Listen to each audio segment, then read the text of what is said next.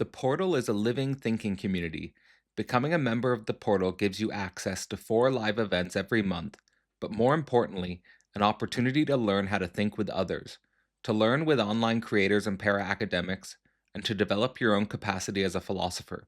Becoming a member of the portal also gives you access to the history of our recordings, as well as discount access on past and future courses. This year, members also get exclusive access to the Slovenian School Reading Group, as well as the year-long course focused on Deleuze and analysis. To learn more or to sign up, visit philosophyportal.online. Welcome to another philosophical conversation. My name's Cadell Last, and I'm here today with Edie Hitchcock. Edie is a psychotherapist in private practice and an advanced candidate at the Chicago Psychoanalytic Institute.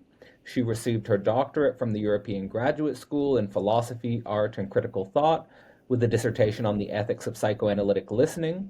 She writes in both philosophy and psychoanalysis, and her areas of interest include psychoanalysis and AI, Lacanian theory, polyamory, neuropsychoanalysis, and Christian atheism. Edie has been also a long-term collaborator at Philosophy Portal, taking some courses on Lacan's Cree and Christian atheism as well. And she contributed a paper to the Cree anthology that we released at Philosophy Portal this summer, writing for a first cause. And today we're going to dive into that papers. But before we do, Edie, I'd love for you to just introduce yourself to the channel, your background in philosophy and psychoanalysis, your work as a clinician, and then we'll dive into this paper. Great. Yeah. Hi, everybody.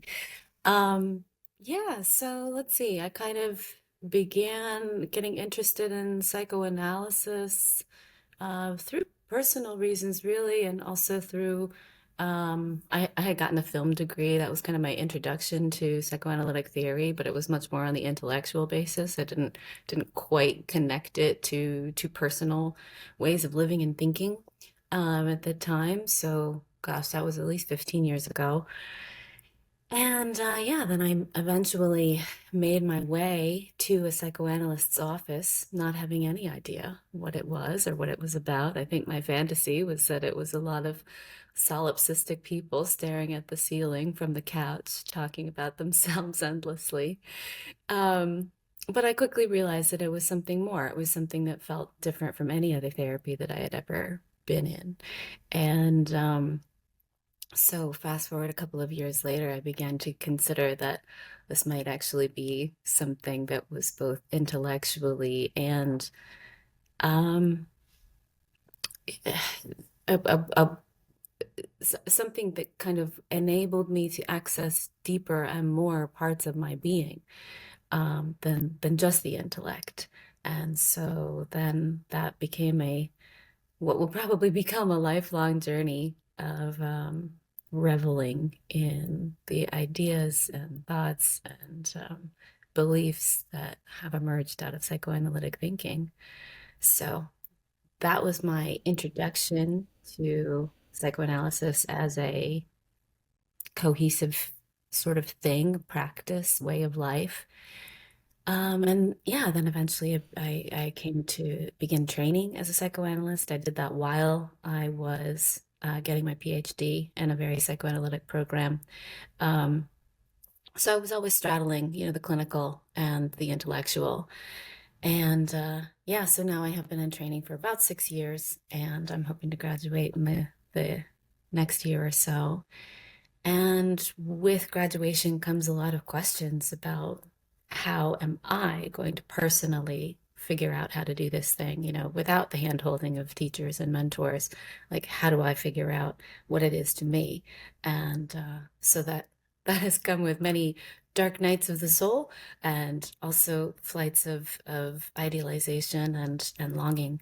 And yeah, so that's where I'm at right now. So walking that line between psychoanalysis and philosophy has been um, kind of something integral to the whole process, would you say? Like, would you say that psychoanalysis and philosophy have always been kind of, walking that tightrope between the two? I know in your paper you talk about the psychoanalytic as this deep dive into the particular and the philosophical as this kind of um, realm of universal realm of rarefied air, and how do we think about the relationship between these two? Have both been integral to the whole path? Oh, absolutely. Absolutely. I think if I were trained in another tradition, if I were a different type of therapist, I would, probably just be really bored. It's a lot of repetitive tools and techniques. And so I think that what philosophy brings to psychoanalysis and what psychoanalysis brings to philosophy is that deep attention to detail and rigor and finding clarity, even though it's kind of impossible to do. And that brings about something that we talk a lot about at Philosophy Portal, which is staying with the tension, really trying to figure out the frictions that are there. And instead of just collapsing into binarism, to really try to figure out, like, what is the thing that's kind of nagging or picking or irritating the subject in that moment, and then trying to use that not as a place to avoid, which is what we have to do our daily lives, but to really get in there and figure out what is the pinprick, what is the point that we are trying to, that could be used as a jumping off point, to find new thought, new conclusion, new idea, new concept. And in your training to be a psychoanalyst, do you feel like there's a philosophical lack on the psychoanalytic side or on the psychotherapeutic side? Do you feel like your teachers or the people that you've been training with are missing this other side? Yeah.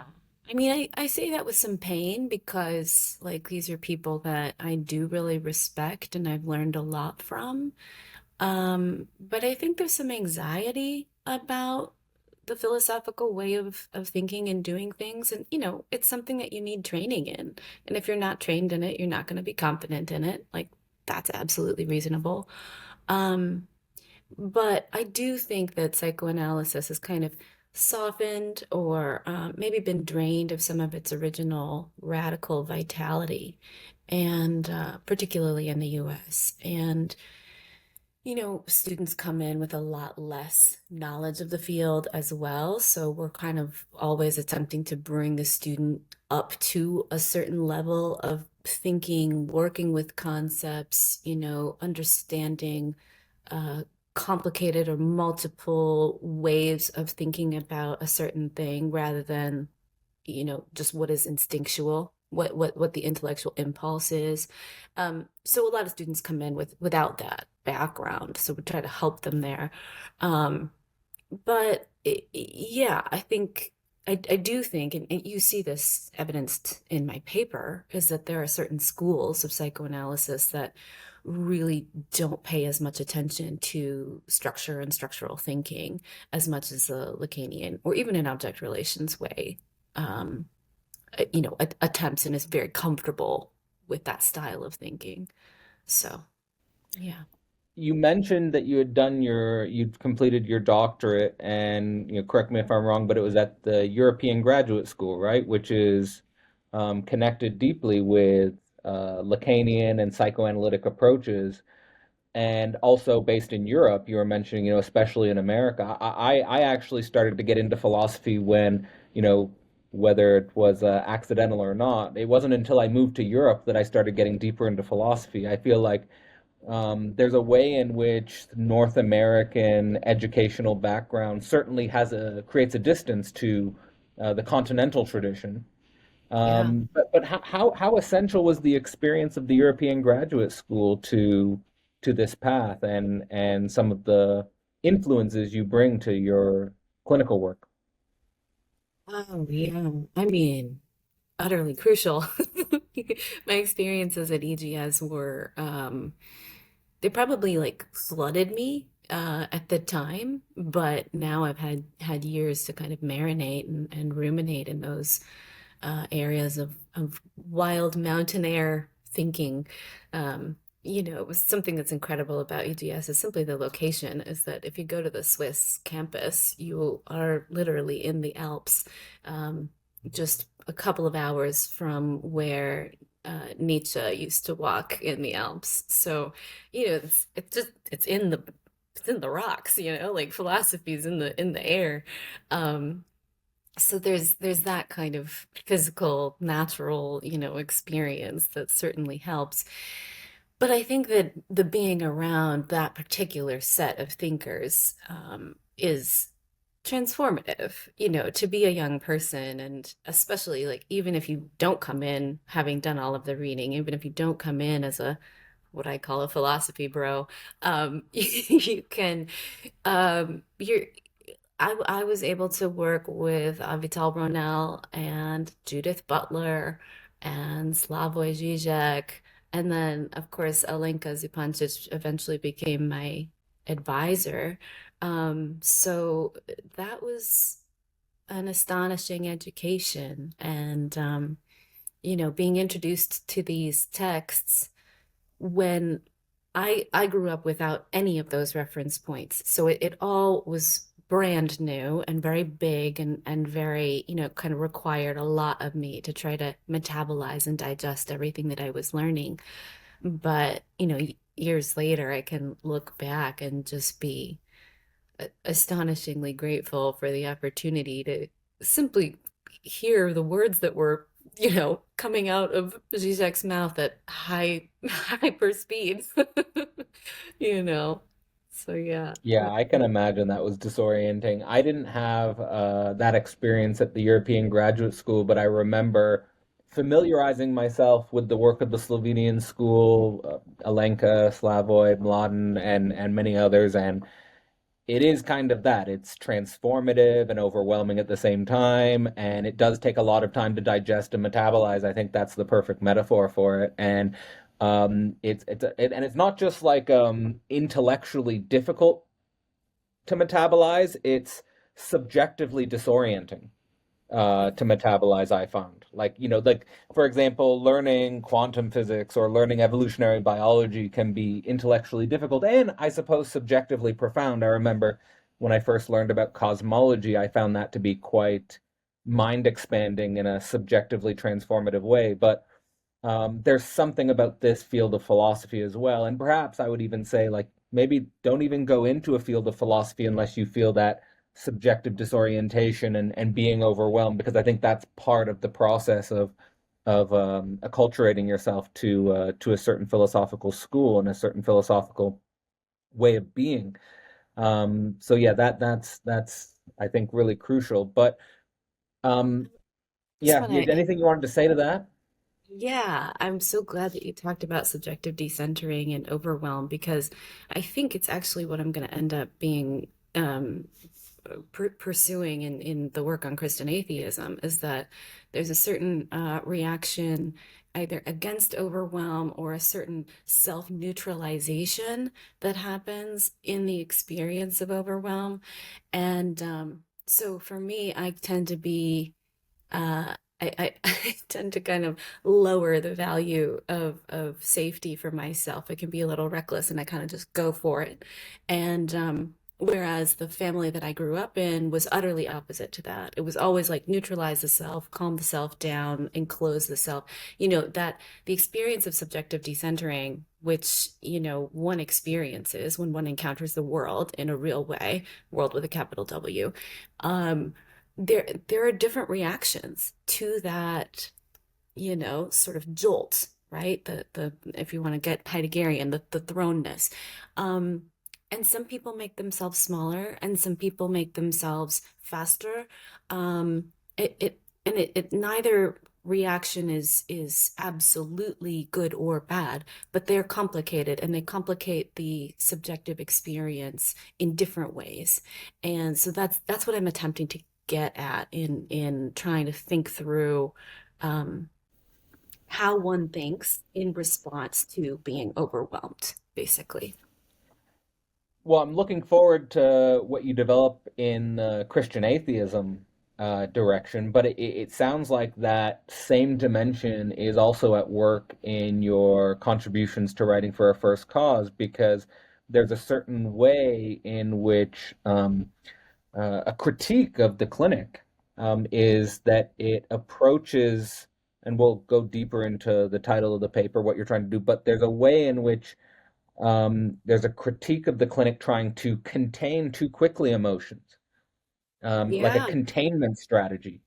Yep. And that might be, I would situate that maybe more on the side of what you were saying about your family dynamics, of a kind of neutralization of the self, a kind of containment of the self, as Yeah. opposed to going deeper into the decentering, going deeper into the disorientation, which I take to be one of the major conclusions of your paper, that we need to embrace this decentering, we need to embrace this dizzying dimension of subjectivity.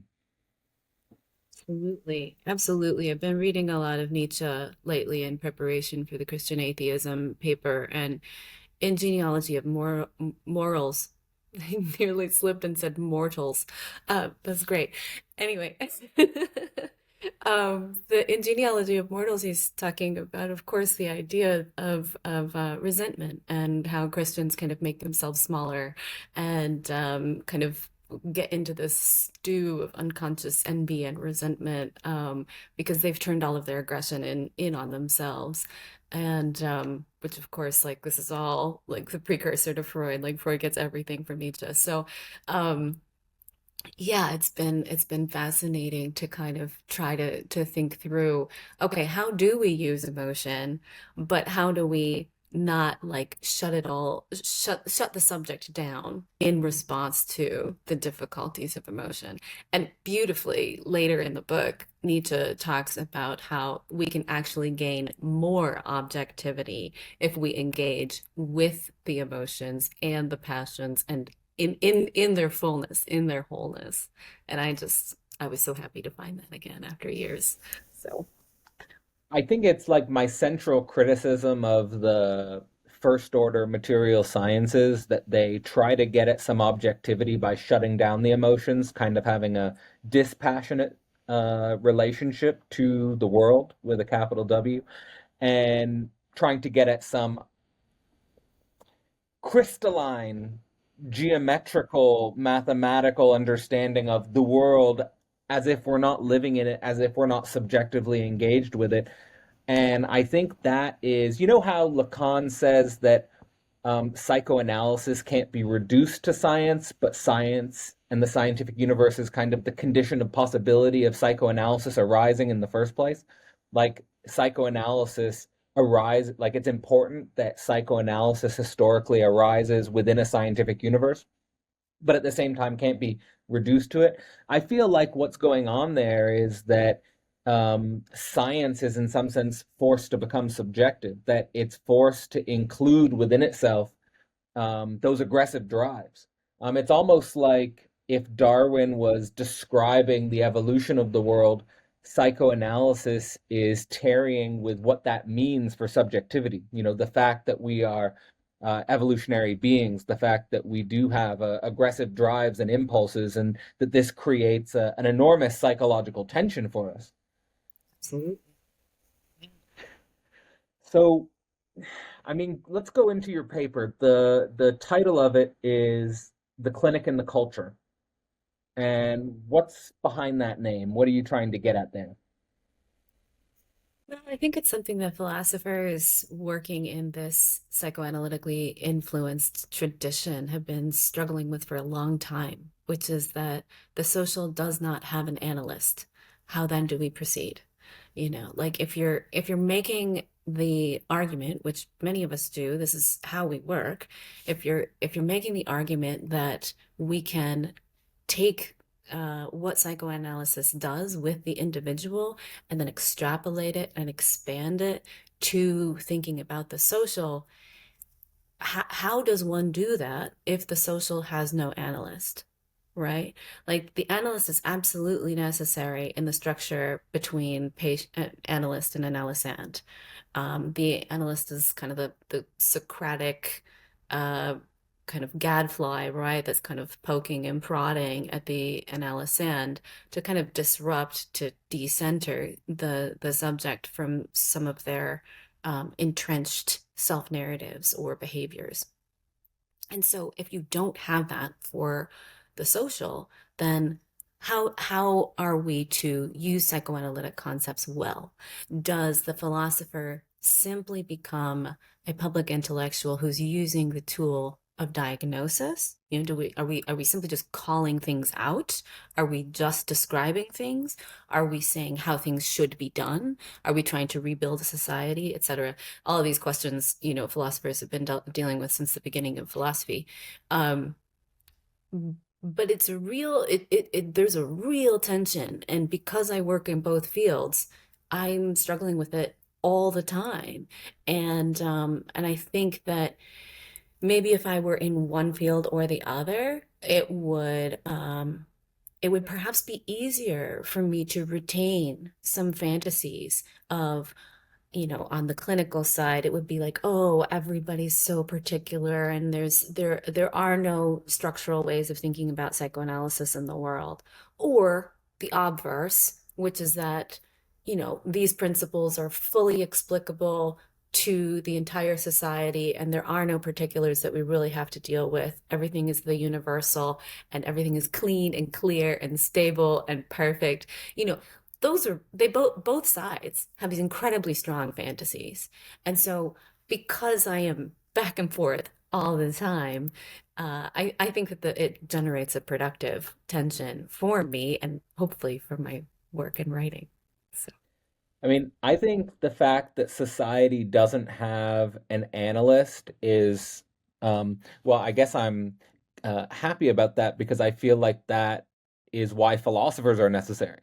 I feel like if society has if society had an analyst, I guess philosophers wouldn't be necessary. But I feel like, yeah, philosophy does provide that function, or at least at its best aims to provide that function. And yeah, maybe there's something super intimate then, and maybe that's at the core of why there is something super intimate about the relationship between philosophy and psychoanalysis. yeah, what do you think that might be, the intimacy there? Like what would be the nature of that, do you think? Well, I mean, I think you pointed at it when you said that the analyst functions as a kind of Socratic gadfly. I mean, there's an intimacy there where the foundation of Western philosophy in Socrates holds a similar subjective disposition to the very nature of the analyst itself. That would be the first intimate connection. But then we can go back and say that actually philosophy can enrich itself through psychoanalysis because it's taking that sort of disposition from the clinic and then applying that gaze, or at least in principle, could apply that gaze to thinking with the social. Yeah, yeah, absolutely. I think what it sounds like what you're trying to get at is how does the philosopher both diagnose but continue to act in the role of the analyst, and to do so in a way that, well, like Socrates, doesn't get themselves killed. You don't want to be so provocative that the voice disappears, right? It's part of it. I mean, I've thought a lot about that, and also in philosophy and theology where, these central figures like Socrates and Christ are both killed. Yeah. And, what does that mean? Like, or even like when we think about stories like Galileo or stories like Darwin or stories like Freud, I mean, these people were on the negative end of a lot of aggression. Yeah, And I think when absolutely. I think about that, I think about truth. I think of like that actually we spontaneously actually dislike the truth. Like it's painful or it's uncomfortable or it's disorienting or it's decentering. I was actually speaking with someone yesterday about thinking about the truth as fundamentally decentering. And this is something that Freud talks about a lot as well. Like when, Freud famously situates his discovery of the unconscious in relationship to the history of science as a disorienting, decentering process. We're decentered from the center of the universe. Yeah. Um, we're decentered from the center of life, and he links this to there's a kind of confrontation with our primary narcissism when it comes Yeah, to the truth. absolutely. And that goes back to the Lacanian concept of après coup. You kind of figure it out after the fact. Uh, I, I think that um, pointed to that when I was talking about my experiences at EDS, sort of processing or metabolization that happens afterward. But it also happens every day in the clinic. When I'm with my patients and I say something that I think is capital T truth for their lives, the rejection of the interpretation, the resistance to thinking, the just the sheer defensiveness can last for a really long time. It's not just hours or weeks. It can be years. And I think that similar to the philosopher, my role there is to stay with the subject, stay with the patient, and continue to, even if it's simply silently, just kind of holding their feet to the fire to make sure that eventually someday, with enough support, the subject can gain the courage to confront the truth or simply even understand it. And it's not that what I'm saying is the true truth. Like, it might not be. Um, but holding to the possibility of discovery, like that's part of the maieutic, the midwife element of the Socratic approach. It's not just being annoying, right? It's not just Right. The provocation. gadfly. Yeah, yeah. There's a holding. I think that part of what Midwife is my favorite metaphor for it. yeah, Midwife yeah. is my favorite metaphor for it. Yeah. Like I like the philosopher as midwife of the concept. Maybe you could say the psychoanalyst as the midwife of the subject or something like that. That's beautiful. I love that. But the very process, the very work that a philosopher or an analyst, as different as they are, do, I think, uh, itself is against the pleasure principle. Like it's not a pleasurable experience. I actually remember talking to someone who I had a presupposition that they would benefit from Lacanian analysis. And funny enough, he had gone to many different analysts. One of them was a Lacanian. And I said, well, how is the Lacanian analyst? And he said, I had to leave because it was too negative. And I was like, that's precisely why you should have stayed.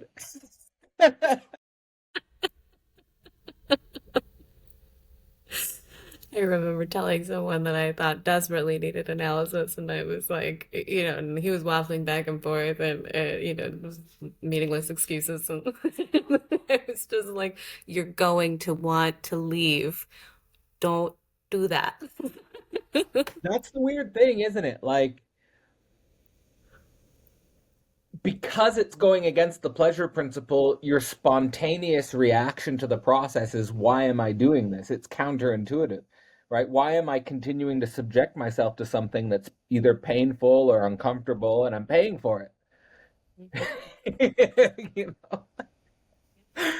Yeah, and there's something abyssal, like there's no transcendental guarantee. It's not like, at the end of this, my life is going to be, a bed of roses. Absolutely. There is If no anything, my promise. life might be a little bit more difficult. Yeah, yeah. But and I comfort myself with this is that the relation to the pain, the relation to the history is such a different one than what you experienced previously.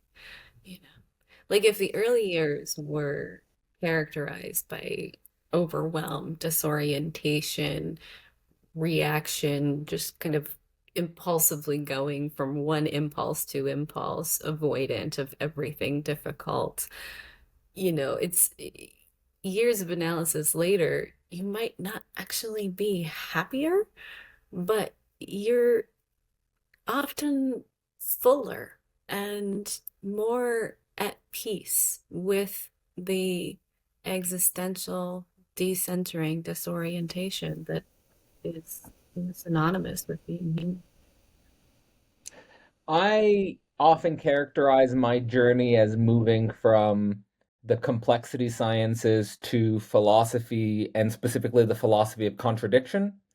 And I feel like the reason why the complexity sciences get stuck is because they're not able to make any quote unquote progress with specific contradictions or specific antinomies, but also that in order to make progress with specific contradictions and specific antinomies, we need to be ourselves emotionally complex. Like we need our, so like when you say that you might not actually be happier, but you might be fuller or more at peace with the complexity of your emotions at the end of analysis.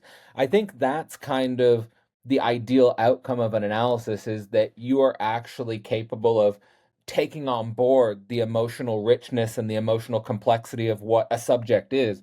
I actually gave the example recently of, because I just had we have a 2 month old, and the 2 month old is actually a great teacher because, I just 30 minutes ago, um, he'd go from extraordinarily happy to extraordinarily sad, extraordinarily excited to extraordinarily upset and it's just this immediacy of emotion. And the experience is all of it. Like he's all of it. And I think that as adults, we narrow, and as adults, we are not able actually to comprehend that we are all of that. And perhaps that's because of social adjustments. Perhaps that's because of um, subordination to the symbolic order. Perhaps that is because we have to become not just subordinated to the symbolic order, although of course we are. It is also a kind of an acculturation to the symbolic order that we have to narrow and simplify the full range. Like we can't just be one moment extremely happy, one moment extremely distraught in all of our day-to-day familial and social relationships. Otherwise, the social wouldn't work at all.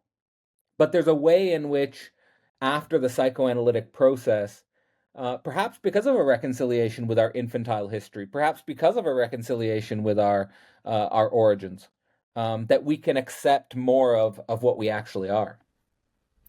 Yeah, I think that's really right.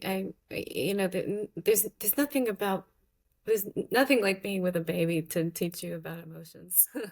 Um, if you can stay alive and awake to it, it's very easy to dismiss children.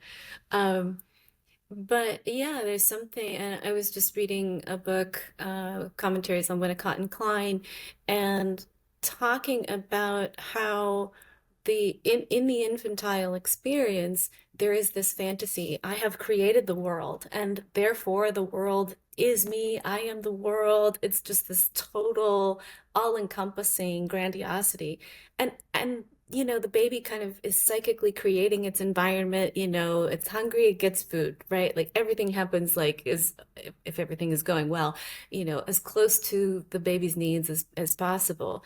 And if we then eventually, as you said, we get into the social order, we realize that, you know, curiosity emerges and we're like, oh, you're different from me. And maybe I have to wait. And maybe I have to figure out how to get what I want from you by being a little nicer, you know, hopefully.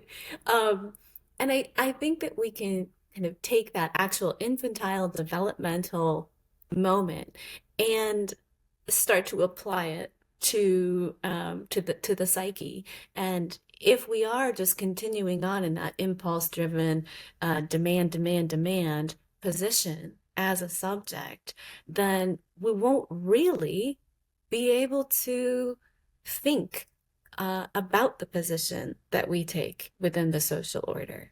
You know, we we might do so in an intellectualized, split off sort of way, but not in a way that can handle all of that complexity that the social order and the tension of the subject against the social that inevitably brings. Civilization and its discontents, right? Like that's what it's all about. So, yeah. Yep, yep.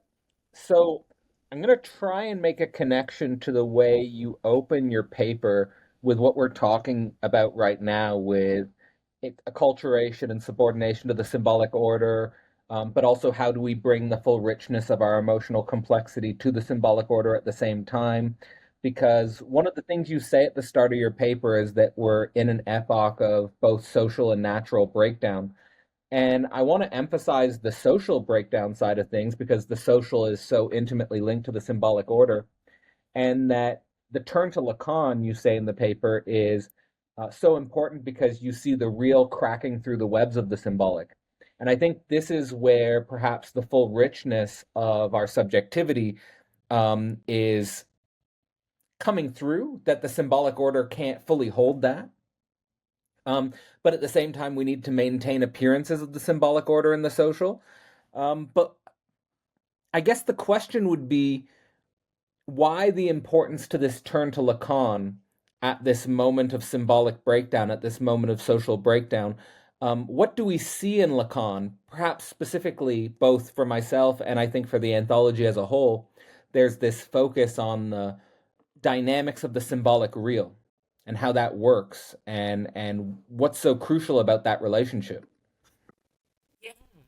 The great framing. Okay, yeah, this is a really interesting question. So I think that yeah, I probably don't need to make the list of all of the ways in which the social order is breaking down right now. I think we're pretty much aware of that. But I think that where Lacan is important is that he's not just about structure. You know, he is a structural thinker. There's the whole kind of system and everything, but the thing that makes Lacan so interesting and so fruitful as a thinker for us other inspired thinkers is that he's got this concept of the real, and which is the thing that slices through, right? It's the thing that can't actually be spoken about. It's the traumatic thing. It's if the imaginary is keeping everything beautiful and shimmery and beautiful for us, and the symbolic order is language and structure that's underneath that, he could have stopped there, right? Like a structural thinker probably would have. They might have recognized that we have this fantasy world, and they might have recognized absolutely the underpinnings of society, whether they decided that it was language based or something else. Um, but without the third part of the RSI, without the real, you don't the fantasy is never fully disturbed. And Lacan's thought allows us um, to recognize that the crack, the shattering, um, the just the traumatic kernel. Of course, this is a Zizek, reading as well. That it's always there, and that we always have to build it into our ways of thinking and being and experiencing. So I think that that's why Lacan is so special. The friction is built in, and it allows you to deal with the gap and the difficulty and the snag um, that we are so anxious to paper over, smooth over with our fantasies. I have come to see, following, I think, psychoanalysis and perhaps most notably Alenka, that many ontologies are actually attempts to do precisely that. Like that many ontologies are attempts to paper over the gap, the difficulty, the snag. That many ontologies are imaginary fantasies that people use to simply perhaps do what you were gesturing towards in regards to staying within the dualism of the imaginary and the symbolic, as opposed to introducing the real as the traumatic gap and the traumatic kernel. Um, can we? You said that it's kind of self-evident that our contemporary social order is experiencing a breakdown, and we might suggest that it's occurring because we can no longer hide the traumatic kernel, or we can no longer run away from the traumatic kernel, or we can no longer avoid, we can no longer paper it over. However we have been papering it over, doesn't seem to be working. anymore. So, what does that mean for both analysts and philosophers? How should we, in this moment, be approaching a social order that doesn't know what to do with the traumatic kernel of our current moment of history? I mean, that's just the $1 million question. I'm not sure any of us have found a satisfactory answer at this point. I think right now people are kind of sliding into one of two camps, which is, of course, a bad sign binaristically. Um, and the one camp is And for kind of interest, what are those two camps? yeah, I'll talk about it. So one can be shorthanded with MAGA, which is, I think, a search for the father. It's a nostalgic look backward. It is a recognition that the lack of the paternal function has caused a great deal of fragmentation and sort of wildness in our social ways of being. We want limits. And so we go to people like Jordan Peterson or far worse, other far right figureheads. But people who will give us the rules, people who will say clean up your room, right? Like that's very attractive to us because we can feel our excessiveness, we can feel our wildness, we can feel the fact that like some of my patients, we are staying up all night long to play video games because our jobs are frustrating. So, the symptom, it's totally understandable why we want a good dad, absolutely. Um, but we're kind of seeing where that goes, right? We're seeing the limitations of that. We're seeing a nostalgia that does not take into account the negative things that were built into the structure in the 50s and 60s, the racism and the homophobia, et cetera. Um, so there's the wish for the dad, there's the wish to go backwards, somewhat regressive, right? I just want to stay a bad kid, but I also know that I'm a bad kid and I want my dad to spank me. Um, so there's that That's a part of it. really good way of saying it. That's what the genius of psychoanalysis is. It can take these intellectual political movements and you can say, you just, you just want to be a bad kid, or like, you're a bad kid and you want dad to spank you and stuff like that. Like it's so spot on with so many archetypes of people on this side of things. Yeah. Yeah. And then I think there's the other way of going, which I think is also really problematic, which um is the descent into nihilism and deciding that nothing means anything. And kind of just laughing at everyone who has sincere feelings or passion or people who are really dedicated to whatever it is that they're dedicated to. There's a certain the edgelord kind of quality. Yeah. And I think that that's not necessarily MAGA, that's more the extremely online people. And I think that that is we've talked about this concept of everyday psychosis, like somebody who has not fully experienced a break, who's not truly schizophrenic or something like that, but the edges of reality are blurring, and and so this presents a difficulty in the Lacanian clinic. But I think that a lot of philosophically minded folks have kind of grabbed onto it and have decided that our entire society is psychotic at this point. It's what I think that that's doing is I think it's taking that blurriness, and it's like it's a headlong running into the belief that nothing really means anything anymore. And while I understand the despair that motivates that, I think Yeah. if you follow the line of thought, that takes you to a place where extremely online Twitch streamer type folks are deciding that death and suffering is basically the same as video game death and suffering. We're losing out the human body, meaning gets drained, And, like Charlie Kirk gets murdered, and people on Hassan Piker's Twitch stream are just like, oh yeah, fuck him. Yeah, he deserved it. Da da da da da. Like dance on their graves. And that just seems to be so morally wrong. Yeah.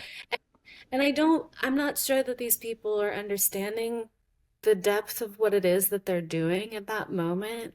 So I want to be compassionate to that. But I think it's because this nihilistic draining of meaning has happened. And yeah, that just feels almost worse somehow than I'd the say other. it's worse in a way. I think it's worse in a way. Because, Lacan actually, that's funny, eh? Lacan had the saying, the father or worse, Yeah, right? And I exactly. think that what you just outlined is kind of the father or worse. Yeah, yeah. Because I don't necessarily see myself on either side, but like one of my primary existential enemies throughout my entire intellectual path has been cynicism, Yes. um, and the cynical disposition. And I've always found it to be an enemy because, well, one, I never resonated with it, but the other side is I've never had trouble being sincere. Like, I don't struggle to be sincere, to be honest with you. Yeah. And then now I might be lucky about that. I don't know why I don't struggle to be sincere, um, but as a result of not struggling to feel sincere, people who have a cynical disposition have always taken a kind of I don't know if they're like offended by me or if they're threatened by me or if they just dislike me as kind of a spontaneous defense mechanism, or they think my sincerity is naive. I guess that could be another thing. Like they think, oh, he's naive. He still has hope. He still believes things mean things or things matter. That was kind of like a fundamental. I would describe that as like a fundamental emotional social reality for me in my experience in undergrad and grad school, at Mm-hmm. least in the University of Toronto context. Did you find yourself to be separated out or ignored, isolated in some way because of that sincerity? I think again, like maybe there was if I was to describe my reflection on the unconscious sociality of what was going on there or what I was picking up there. Yeah, I guess I could be viewed as like, oh, he's yeah, I would like the most dominant descriptions are like he's naive, or he hasn't or he hasn't yet experienced maybe yeah he hasn't yet experienced this negativity or this nothingness and there might be like a slight truth to that when I was in my master's because I don't think I had not only not undergone the level of subjective destitution that I've since gone through, but also intellectually made sense of it through things like psychoanalysis. But I've never lost the capacity for the sincerity. So and at the same time, I'm also been hypercritical of the MAGA turn, the Peterson turn. It's not necessarily something that I have I haven't I certainly have not identified with it, but I've followed it as a dominant thread. And actually, I'll run this by you. The way I've made sense of it is through Christian atheism, that the father is necessary but has to die, and that figures like Trump and Peterson, they present themselves as transcendental fathers, but actually the function of the father is as a vanishing. The function of the father is to vanish into the sun, and I think that's really where we're at today with figures like people downstream of Trump and Peterson, whether it's of course Charlie Kirk's past, but now the right is kind of wrestling with figures like Nick Fuentes. And the question is whether someone like Nick Fuentes will undergo his own subjective destitution, whether or not like he can deal with the lack in the father, because I think right now he's dealing with the inconsistency of the big other, the inconsistency of Trump, the fact that he isn't a transcendental father that's going to save him. But then there is that question of the void. There is that question of the lack. There is that question of the aggressive drive and the violence, and whether you're going to use that to revive even worse fathers like Hitler, or whether you're going to actually be able to forward a positive social vision of reality that does not regress towards the worst aspects of our violent nature. Yeah, absolutely.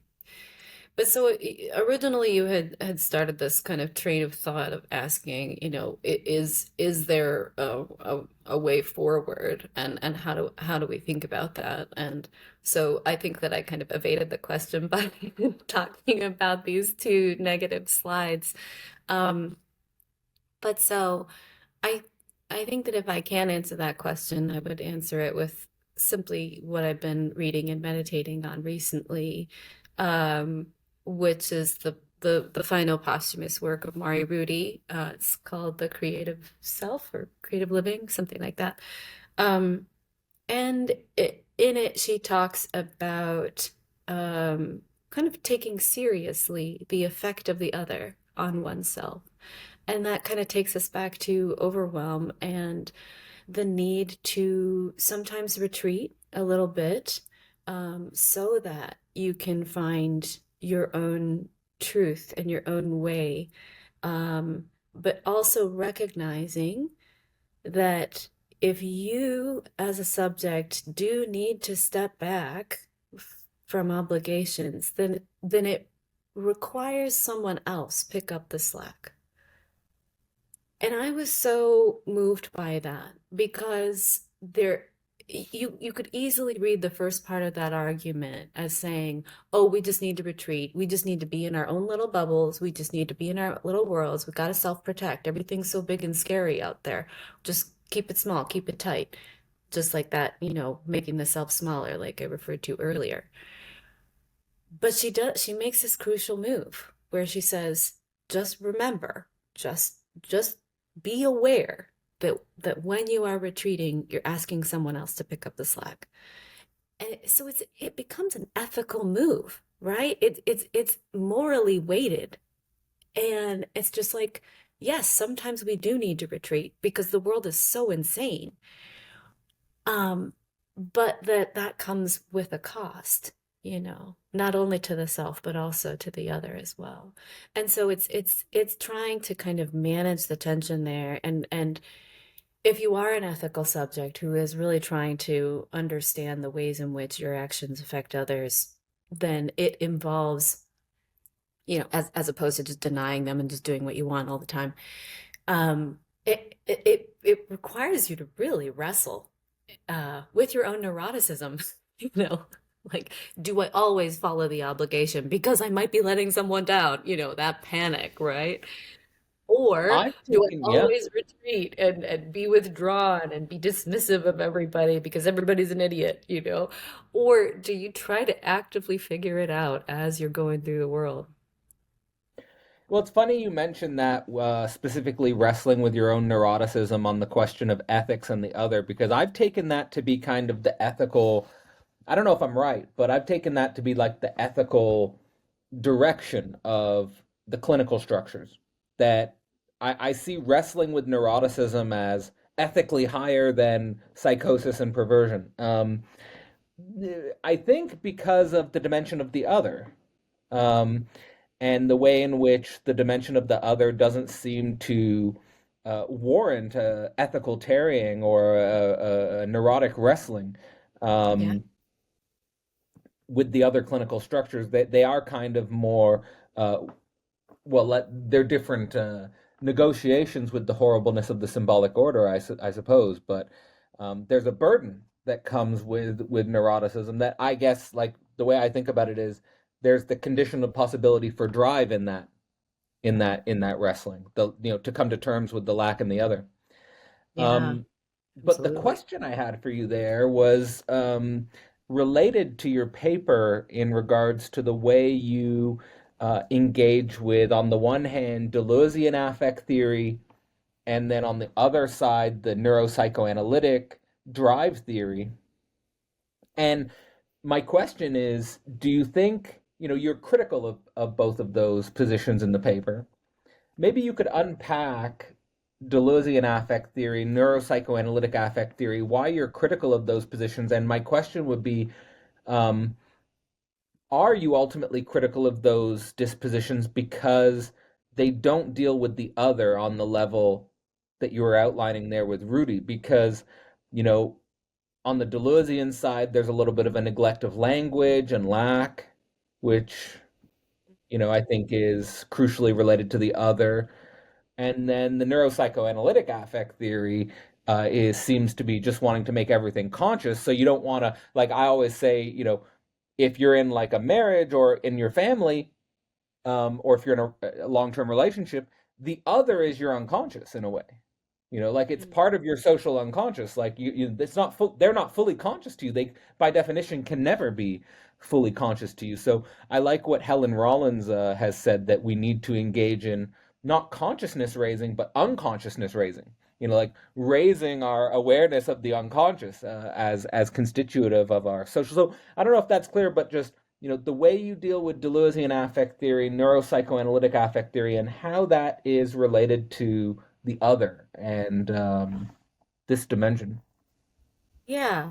Okay. So, I'm definitely not an expert on Deleuze, so I will preface that. But I think that what Deleuze can kind of come across as a little bit internally inconsistent at times, and I think that what I'm trying to talk about with the Deleuzian approach to affect is that there's almost too much change. Um, his idea is that desire is inherently productive, that desire has nothing to do with lack.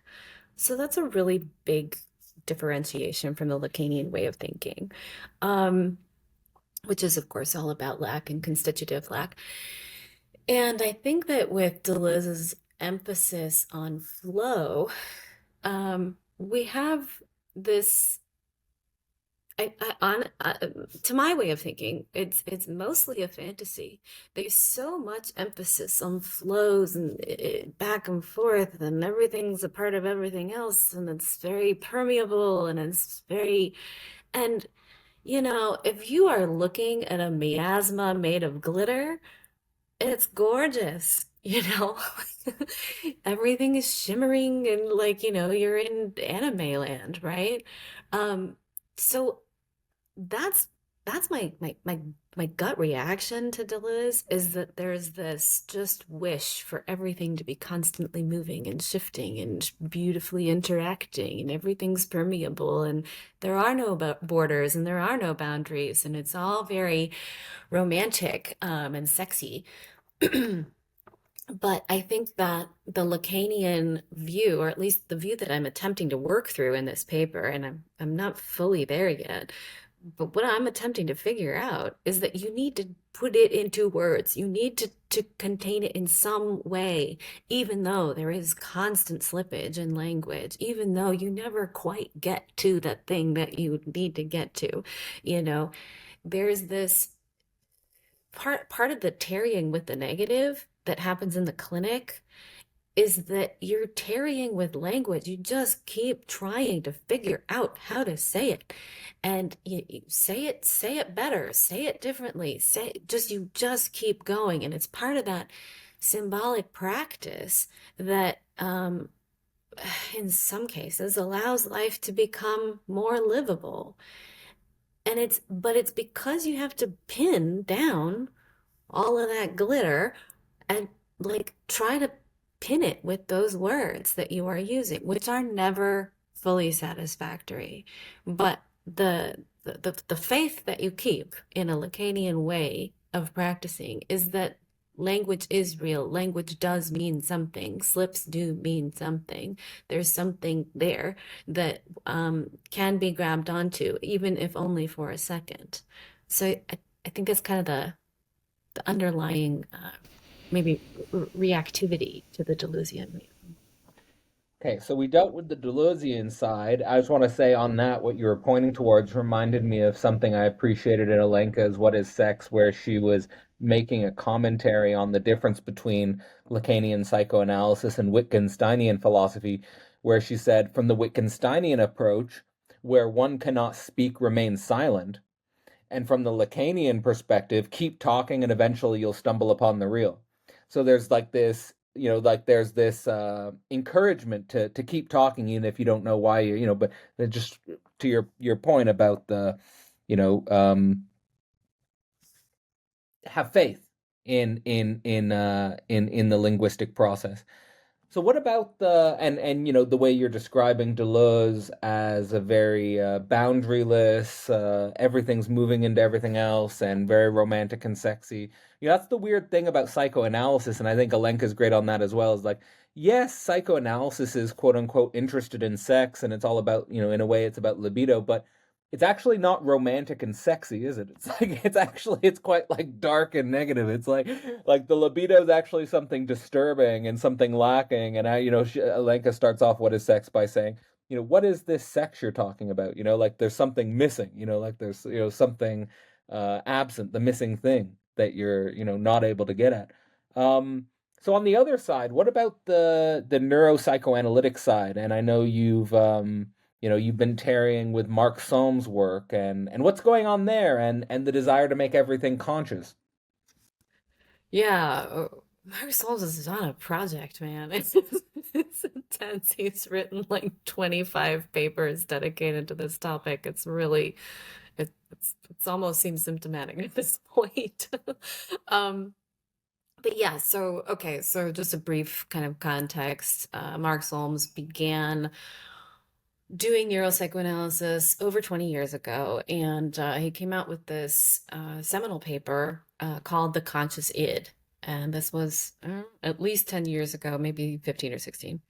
And at the time, I wasn't quite cognizant as a scholar at that point, but I remember that my analyst eventually gave me that paper specifically and was like, "This paper is going to win Solms the Nobel Prize. Like this is incredible." So, and there was a lot there, and there still is a lot of fanfare at my home institute about Solms and Solms's work. We refer back to it all the time. So it has become something of a religious text. And so and honestly in the beginning I was fully bought in. Like I thought it was the coolest thing I had ever read, you know. I read a ton of neuropsychoanalysis earlier in my career and I had fully bought in. And then eventually I became much more educated in the traditional approach to psychoanalysis and fell far deeper in love with that. Can But I ask so what the can I ask what the appeal was when you were fully bought in? Like what was attractive about it?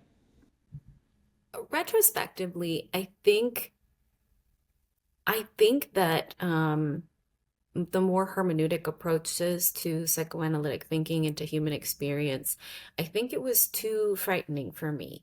It seemed too religious, and I had grown up in this very damaging religious family. So for me to just kind of believe things on faith, that was a little bit threatening.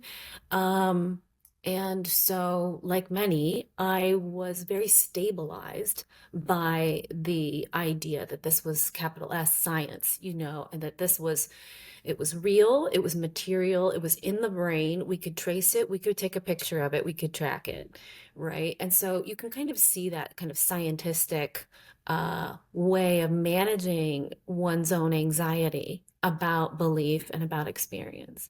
And so, as a young person just getting into psychoanalysis, I was very ambivalent. I was like, I don't know about this. Like, this is a weird world. There's some crazy ideas. And I think so the way that I kind of calmed myself down was learning neuropsychoanalysis and being like, oh, it's actually material. It's in the brain, you know. Yeah.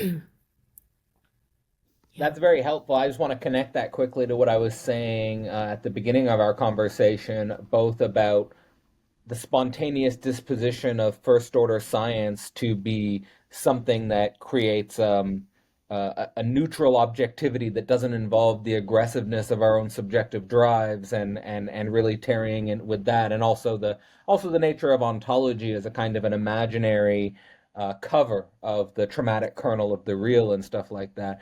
And the Slovenian school's great at like getting at this distinction with specifically neuroscience, and the sort of weird pathology of trying to locate the subject in a brain scan, right? Yes. Like as a, it's itself a very um, uh, strange disposition in the sense of I'm not really sure what we learn about actual subjectivity by collapsing it into a brain scan. But okay, so that's yeah. It's just desperate need for empiricism. They want to be able to see it and to touch it, you know. Um, and and sometimes there is more than that. And coming to terms with that is a difficult thing for each subject to encounter, I think. So, but So yeah, so I derailed you a bit, but you were saying after your engagement with neuropsychoanalysis, there was a break. yeah, yeah. And so I realized that the biggest break was around the death drive. Mark Solms is very clear about his idea that the death drive doesn't exist, that there is nothing within the human like material way of functioning that is seeking death or a simpler state or anything like that. And so no version of death instinct or death drive is available in his way of thinking about the drives. And uh fast forward many years into my training, and I was fully a Lacanian, and I was just like, well, what? How do I make sense of this? You know, and so I was in my neuropsychoanalysis classes at my institute, and there were several other of my fellow students who had been trained in the humanities as well, and so we were just really working hard to try to figure it out and to try to figure out if this was actually true, whether or not that the death drive didn't exist. And I, of course, ended up coming to believe that you can't really have psychoanalytic theory without the negative, without the drive. And so, I've kind of found my way. But the thing that Solms did with his affects or that with the paper that's entitled The Revision of Drive Theory, what he's attempting to do is to get rid of the death drive and also say that there are many drives and they're all based in these seven affective systems that Jaak Panksepp, fantastic neuroscience and neuroscientists, first discovered in rats. So these are mammalian drives, and Solms has done a lot of work specifying the difference between drive and instinct and all sorts of that. Like he is a very detailed and impressive reader of Freud and interpreter of Freud. So he has done his homework, but the core idea is um, that these drives, the instincts, really are based in affective systems, that they're affect focused, and that those affects are often relational. And that's fine. It's not like I'm denying the scientific truths of that, but I think that there's more to it than that. And I think it really kind of collapses um, Freud's ideas, Lacan's ideas, anything that is thinking about propulsive, the pulsion, the French word for drive, um, that that sort of goad, that the seeking aspect of desire, excuse me, the seeking aspect of desire, I think it collapses it to too too small, and it's too mammalian, and it takes us out of the realm of belief and poetry and imagination and language, because all of these drives are based in mammalian studies, right? Like these are rats. They did not do these experiments on humans. Um, I so think it's if, super important, yeah, and to um, why, Jordan Peterson famously always cites Panksepp and his work on the Yeah. neuroscience of drives and the basis of it in rats, and he talks about it with mammalian play and stuff like this. But why do we put more weight in neuroscientific studies on rats than we do in Freud's original work dealing with humans and speech? Like, it would seem like if you want to get at the truth of the human drive, I mean, you should engage humans and you should engage their speech. Like, that seems to be a much more reliable way at getting at the truth than to somehow extrapolate a model based on. I'm always just skeptical of how much we can learn extrapolating models that were derived from study of animals to humans there, because, well, I guess from the psychoanalytic point of view, there's the whole symbolic order that we're enculturated into, which changes the entire nature of our mind. And so, yeah, there's something there which has always, Yeah, well, I think, you're put a hitting on strong limiting principle. the key point, which is that Mhm. language is involved. We are the speaking animal, right? And so if you don't actually believe in the power of language to do things and change things and invent things, then you kind of have to rely on material organic reality, you know. Like in my neuropsychoanalysis course, my professor, like, I had made what I thought was a clever point about a slip that a patient had made and how that was revelatory of some unconscious truth. And she just burst into laughter and was dismissed me and said, well, I suppose it might matter about how somebody says things, but not really. And I was just like, oh, wow, that's the fundamental difference right there. Like, she simply didn't believe in language. And I was just like, I mean, yes, it is a belief. I do just believe that language does things, that it's meaningful and that when we slip up, it means something. But she just couldn't hold on. And this is a trained psychoanalyst. She knows her Freud. It just seemed at root to be an inability to tarry with speculation, ambiguity, uncertainty. Like, she just needed the certainty of the material organic reality. She needed the MRI to show her that something real was happening. And she couldn't just accept. And again, it does require us to accept something based on a speculation that Freud made over 100 years ago. But she just couldn't make that jump. She just needed the certainty of the picture of the brain with the little colors, in order to tell her that this thing was real. The weird thing is that, I guess, from a psychoanalytic point of view, you start to see those things as imaginary, actually. Yeah. You know, like these are pictures. Right? These Well, are- she was looking at my perspective, saying that my perspective was imaginary, and I was looking at her perspective, saying her perspective was imaginary. And Yeah, I mean, it's a weird thing, but like I've always found it convincing in the sense that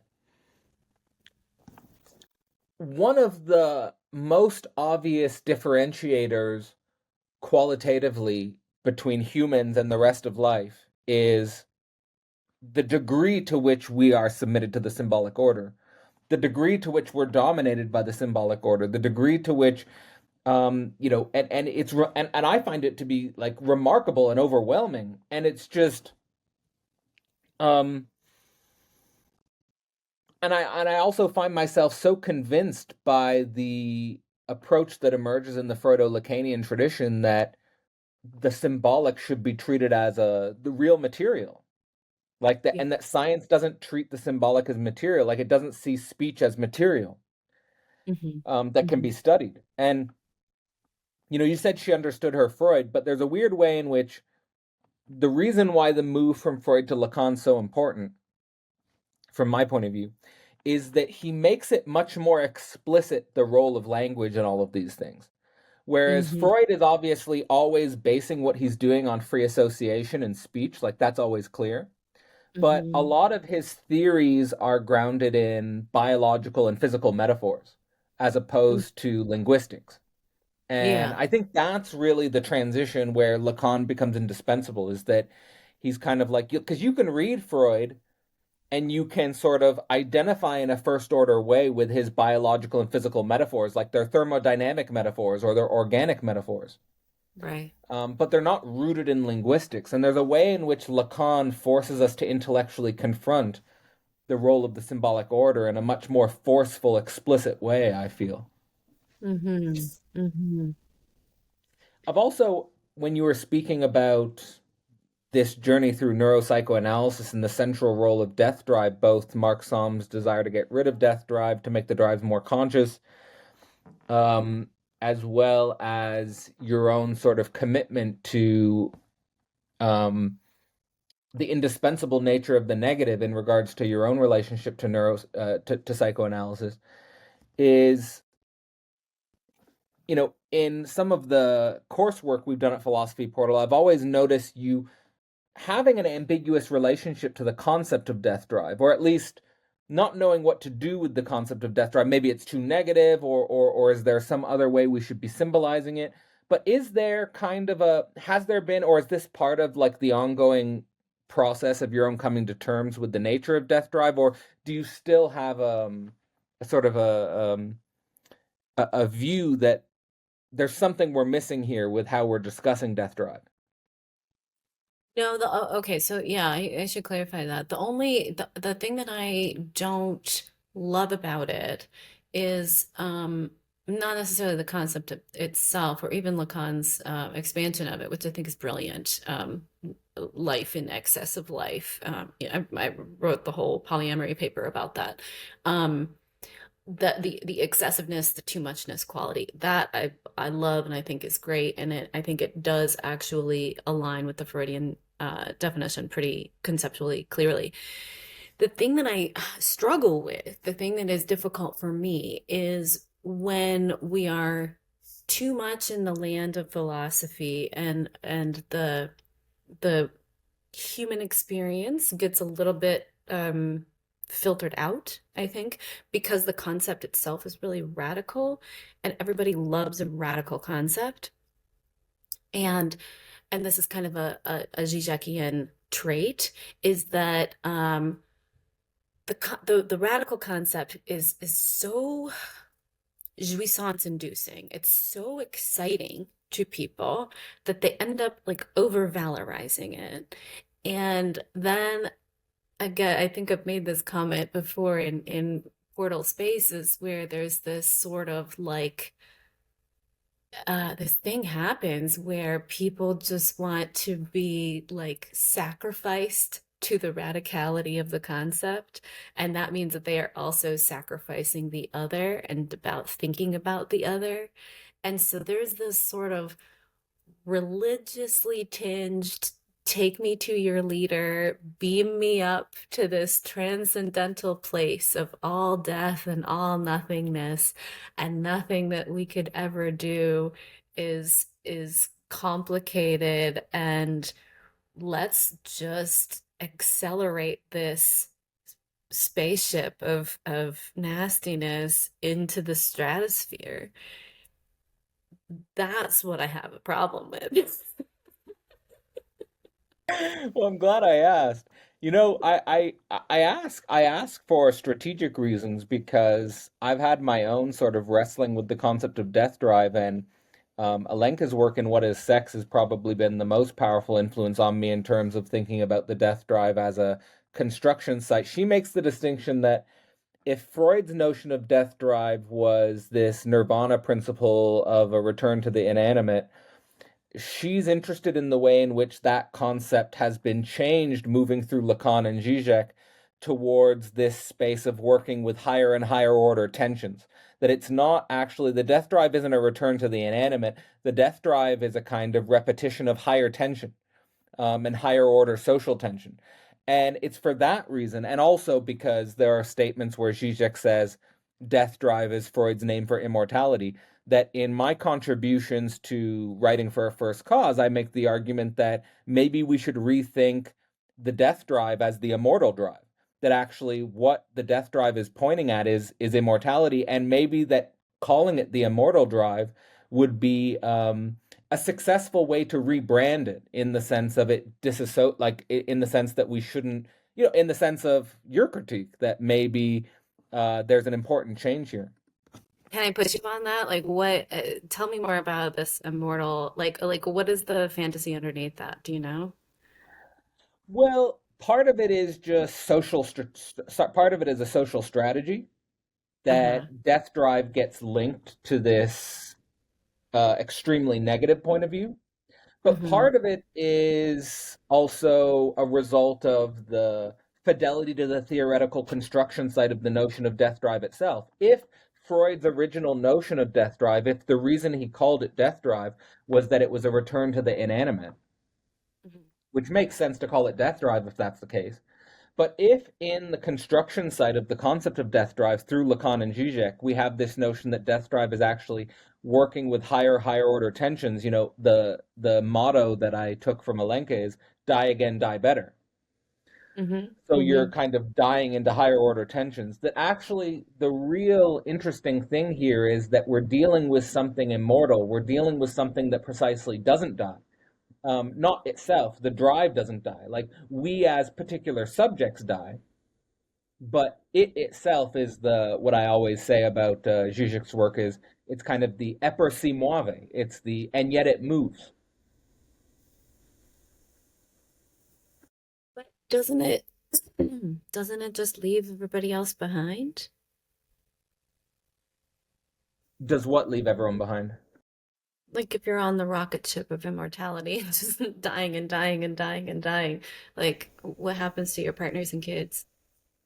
Well, I think part of my contributions to writing for a first cause, I mean, there's several of them, but the first one is this idea that we need to think about the immortal drive as a non-orientable surface like a Klein bottle, where it's not just moving from our primal impotence to the drive, but also the other way around, that we have to go from the immortal drive to the primal impotence. So there's a way in which we also have a fidelity to the other. So like, I mean, to say this in like more common sense way, it would be like, it's not just about reconciling yourself with adulthood, but it's also about continuing the species drive, like to become a parent, for example.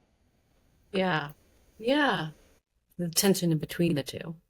The tension in between the two is part of it. Like I would say, in the same way that you could obfuscate the death drive or the negativity of adult existence, you could also go into the negativity of adult existence and not participate in the ongoing social chain of being.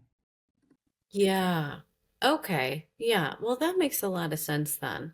I think that my What's reaction. immortal would be this, like what's immortal is potentially whatever the human species is as a totality, and whatever the mystery is of its existence, it's kind of just going to keep going, or it's going to transform into something, but it's immortal. Yeah. Yeah.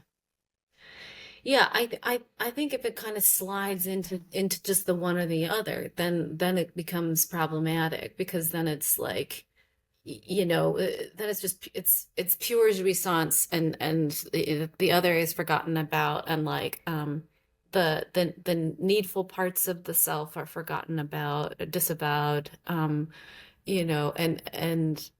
maybe even uh the more the more social aspects of desire. I know that's complicated in the Lacanian way of thinking, but I think that there are social drives. He talks about we don't talk about this frequently, but the Lacanians the drive to be heard or the drive to speak, like those are relational. Like those are about like the other. Um and so Absolutely. I think that that's an important thing to kind of keep in. Obviously, by the end of the work, all of his drives become just the drive, and it's very strongly associated with Death Drive. Hmm. So we Yeah, kind of all have to, drives are death drive. yeah, yeah, exactly. So we have to keep that in mind. That's where he ends up. Um, but sometimes like Lacan can take something a little bit too far. So I agree. I agree. we have to figure out where we Well, I stand, you think know? I think on that direction of the drives all becoming death drive, it's about processing the lack in the other, like that there Yeah. is no big other. Yeah. But the other side that I'm so like what I'm trying to get at in my contribution on the other side is actually you become the big other for the child.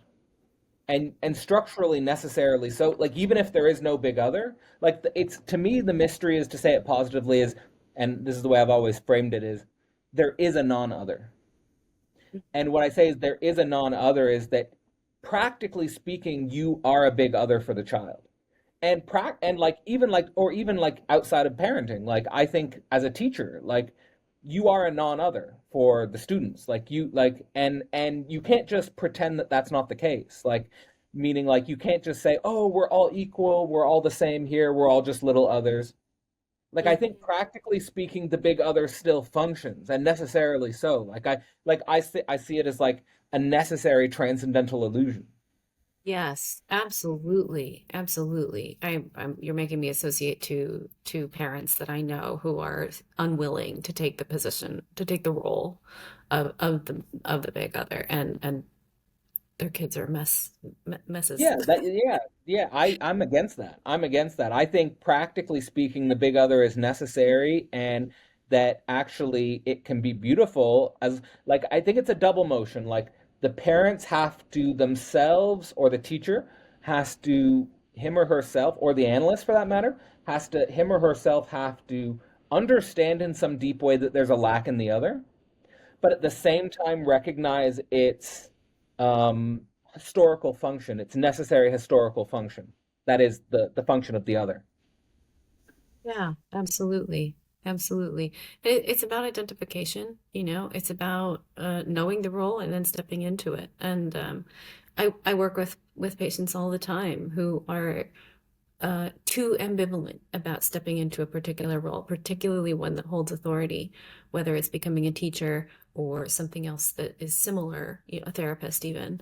And they're terrified of being the decider, of being the one to Yeah, hold the power. I think it's because yeah, they're too frightened of their own enjoyment, um, yeah, and and aggression. But yeah, right. it's really it's and that's just a subjective journey, you know, that particularly analytically focused people have to do. But also, I think anybody who is Anyone. in the role of handing down information.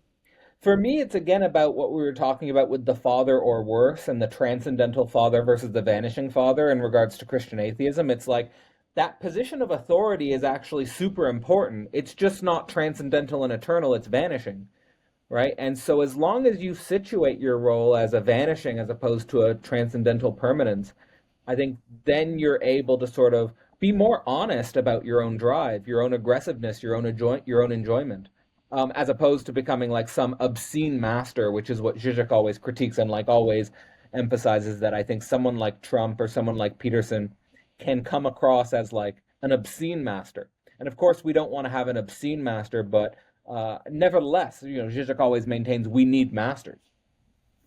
Yeah, absolutely. Absolutely. Yeah. Otherwise, the chaos just continues.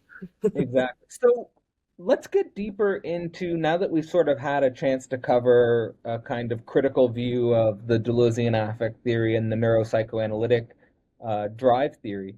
Let's go deeper into your specific view on affects. There's kind of a contradiction, I feel like, in what you're trying to take on. Like you're both critical of affect, but you're also saying it's necessary. So how are you conceiving of affect? Yeah, so essentially, what I'm trying to critique is not a focus on affect specifically, but a focus on affect only, basically. And then also the move that a lot of clinicians make, which, you know, not being philosophers, they're not aware that they're doing this, but there's the short circuiting. that I talk about in the paper, which is that when you name an affect for a patient or a subject, there is this the all of the work that it takes for a subject to talk through what they experienced, what they feel like, what it was like for them, whatever the subject happens to be. All of that work gets short-circuited and compressed, made smaller with by the decision by the therapist, the subject's supposed to know, into just you're sad, you're angry, you're anxious. And so all of that experiencing, all of that language just gets foreclosed. It just gets, everything becomes so much smaller. And, that could, in and of itself, actually be okay. But I had found from my clinical experience, as I detail in the paper, that nothing was changing. Nothing was happening. It functioned as a simple reassurance, maybe some holding, maybe some containing, sure. But what I eventually found was that my patients were, I'm sad, angry, irritated, mad, and they were becoming these little robots that knew how to list out emotion words, but didn't seem to have any concept of how those words were linked with their actual experiencing and actions and behaviors in the world or their relationships. So it ended up being it ended up splitting off a part of their subjectivity. And so I think that was, that was a failure on my part in my early career, is that, I was deciding something for them as the subject's supposed to know, foreclosing, reducing, not making them do their actual work. And then the result was that they weren't connected to anything and there was an intellectual splitting off. So there wasn't enough moving forward. And what's the resolution to that? Because if what you are finding in these simplistic markers of symbolizing affect are yet another way to contain the subject, how is it that they can open a door to a new curiosity about something that perhaps is unsymbolizable, perhaps something that is more real? Yeah, it's a good question. First of all, it takes a lot of time. It takes a long time for a patient to trust the analyst enough so that they can begin to speak more freely. In some cases, it's taken more than 5 years of intensive work. So, this is not something we get to immediately. There's no technique that can make a human instantly being able to access this type of language that I'm talking about. But I think it's about asking the sorts of questions that for me, it's about this comes from my philosophical training. I'm constantly asking my patients to specify, to clarify. I always want more. That's where my analyst's desire is very strong. I don't simply just let people talk. I'm very active in trying to help them to say it again, say it better, be more precise, more clear. What is it actually like? And if you have to generate an awkward metaphor and not just use the quote emotion word, even better. Like I'm trying to help the subject get to their singularity via language, not through being able to point to a sad face on an emotion wheel, you know? I'm trying to help them find their uniqueness through the language. And so that involves a lot of creativity on my part and a lot of determination and endurance because nobody comes into this work with that amount of capacity in their language. They might be very good at concepts, like working with a philosopher in a clinical way, but that generally tends to be quite intellectually split off and not actually about their internal bodily experience. Well, I'm glad you ended with that because one of the things you say in the paper is that affects signal a quilting of the subject to the body, and that consequently, coming to terms with the real of affect is a lifelong task. What do you think it is about our relationship to the body specifically that's so difficult? The starting point for me has always been Lacan's idea that we start out as an impotent, uncoordinated um, being. And so it's this sort of vector of impotence and omnipotence that drives us insane. Absolutely. Absolutely. Um, yeah, it's an impossible relation.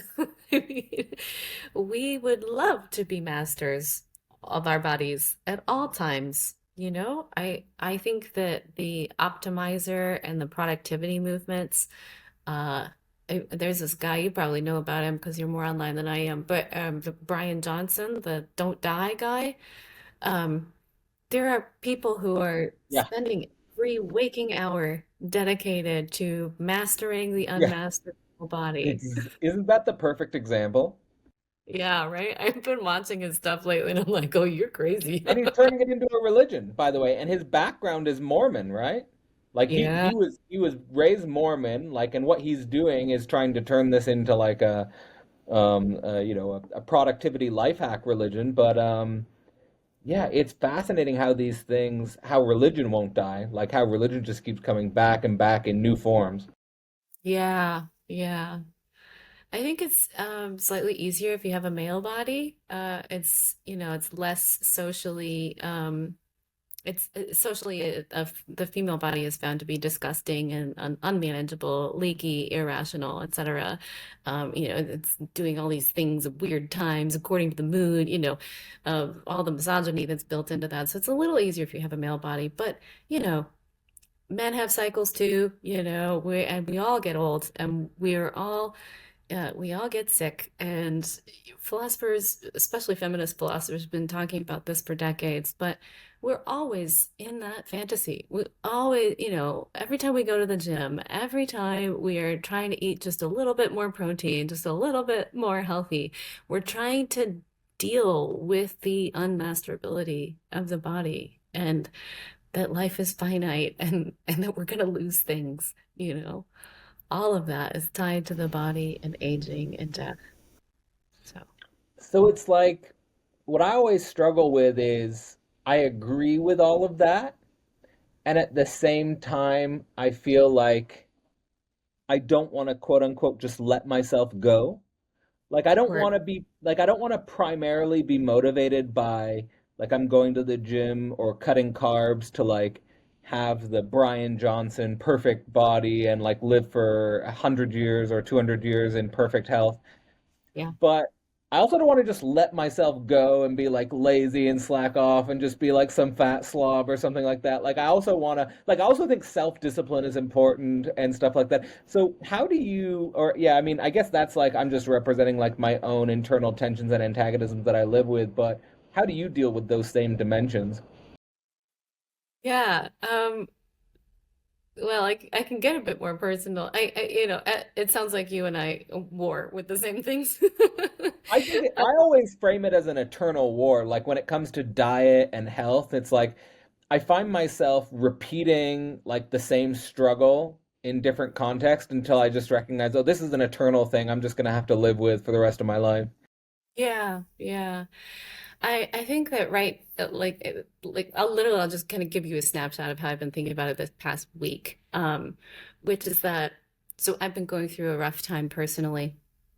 And so I found myself, this was something I came upon the realization that I was watching Brian Johnson. And I had been aware of him, but I suddenly he was much more on the feed. And so, you know, it was just more than usual. And so I noted that in my head. And I also noted that I was very aware of my weightlifting routine and things like trying to become stronger this particular week. And so I was attempting to pay attention to that. And I was like, oh, I think I'm dealing with loss right now. Like I'm in this difficult point in my personal analysis. I'm in a difficult point with my family right now. And there is so much loss in my subjective world. There's a feeling of overwhelm. There's a feeling of having worked too hard and needing to do even more work. And so, how was I unconsciously attempting to deal with that? I was really sucked in to Brian Johnson's Don't Die. I was really like, oh, I'm just gonna deadlift just Were 10 you like pounds. sucked in like to the point where like you were like you wanted to like you believed in the project? I don't believe in the project, but I think it's delusional. But I did find Yeah. myself, I found myself looking at his special, he's got a lot of Like device. buying his that's the thing, eh? Is that at the end of the day, it's capitalism. Yeah, It's like he's selling a yeah, bunch of stuff. yeah. And so I clicked on like the special weights that he has, and I was just like, I was looking at them and I was like, God damn, those are expensive. And I was just like, there's gotta be a different way. And I was like, oh, Edie, like, something's going on. You know? So Yeah. thankfully, I was able to kind of pull myself back. I was able to recognize that something eerie was happening, that I was contingently being pulled into something that felt attractive at an unconscious level. And that was a good lesson for me. I was like, oh, theory into practice. Like, try not to be so impulsive in this particular moment just because you're suffering. Um, Another little practical way that I deal with it is that I refuse to count. There's so much emphasis Yeah. on We don't need counting to how put this into numbers. so many reps, so many grams, so many this and that. Like it's always there's such a cultural indictment to count everything in our bodies that's going in and coming out and regulating um and so that just feels, I don't know. Maybe it's bad that I like don't measure my gains or losses or whatever, but it just feels too transactional. It's treating my body like an ATM or something, and I just refuse. I just don't want to do that. But I think that that's one of the practical ways that I keep from getting sucked in. I would prefer not to. As as, as shishas. Yeah, no, I think that's great. Yeah, I've never well, I don't say never, but I've avoided the tendency um to over what would it be like to over routinize or um to over manage like a health routine or a fitness routine.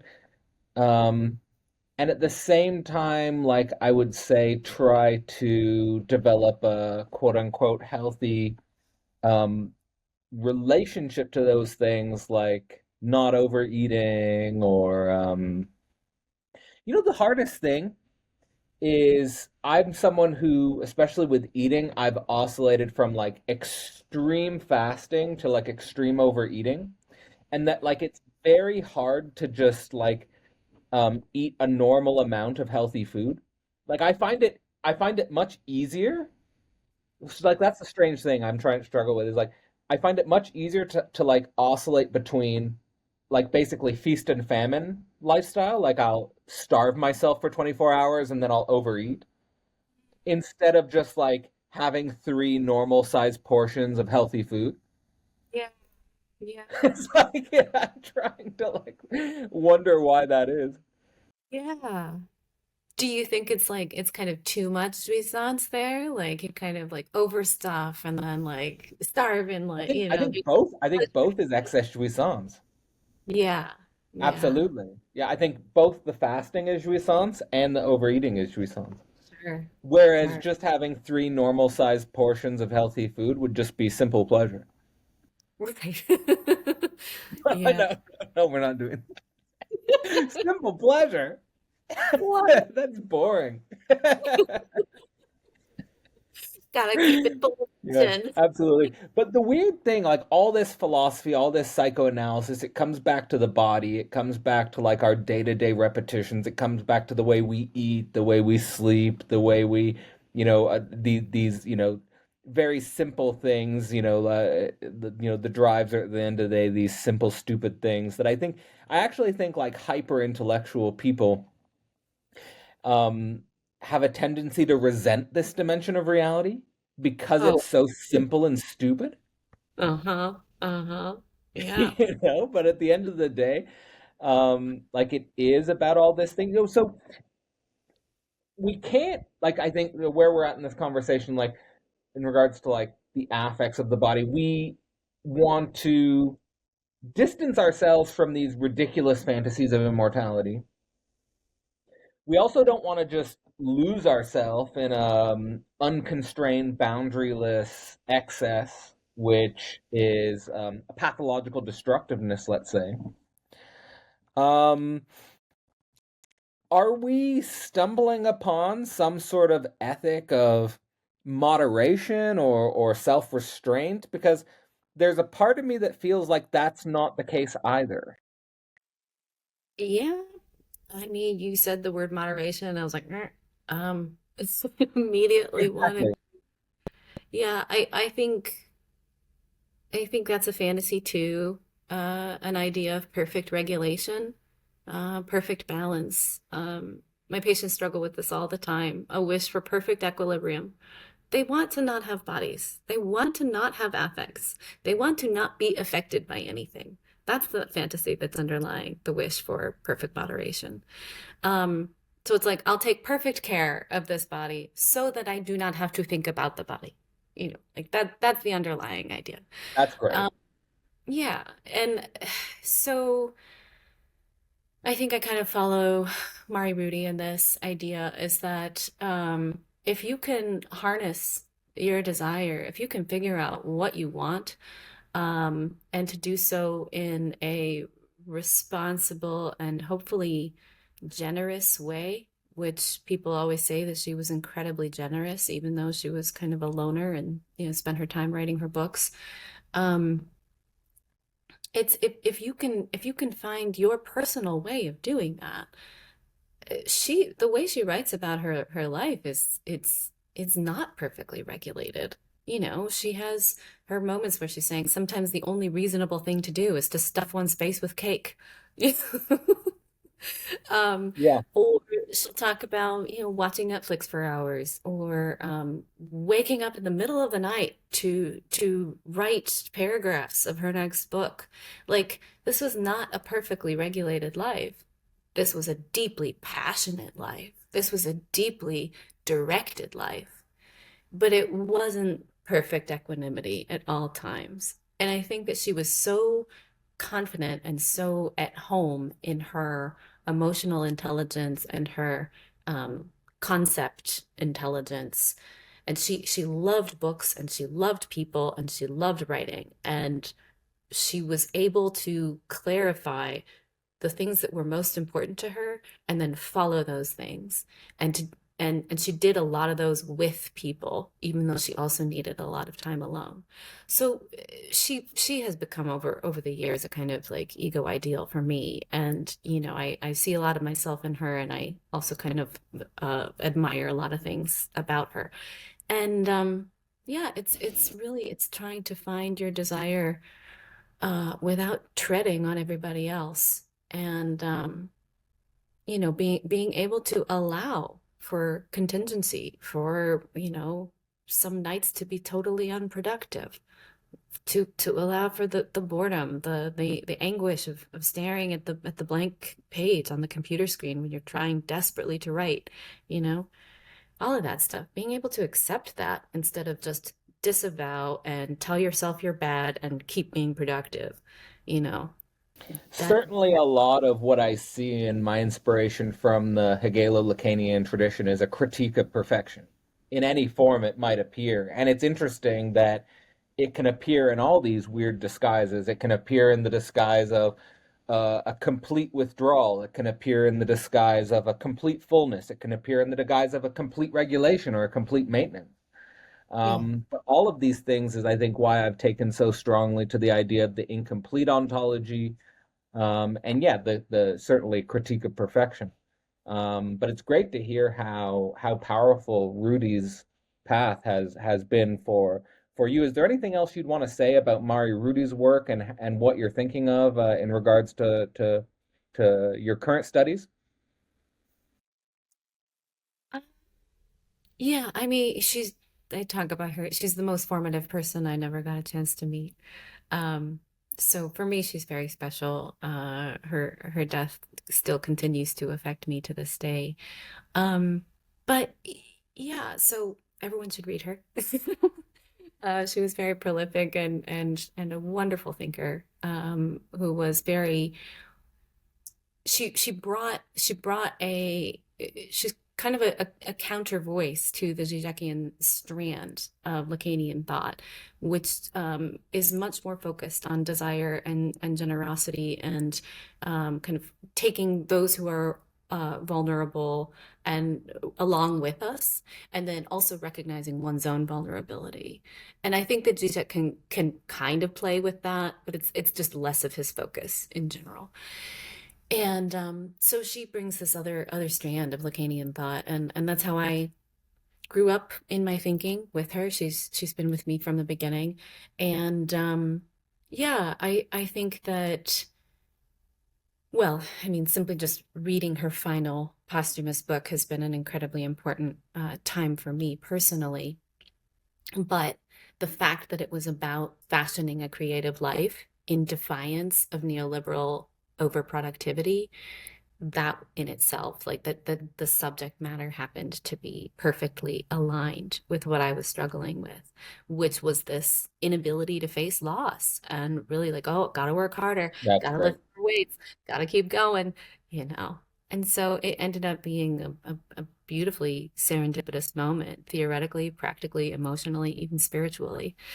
And so for that reason, I highly recommend it. But yeah, I think that she's also helping me think through this paper for Christian atheism, which is like, how have I become or stayed religious in response to my religious and non-thinking family?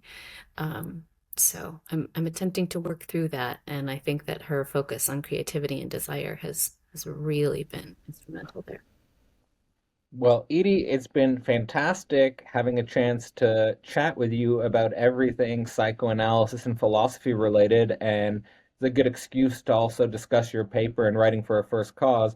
If someone were to pick up writing for a first cause and check out your paper, what would you give them as like a final point of orientation when diving into your paper, or if you have any final things you wanted to say about what you were trying to get at in that paper with affect specifically?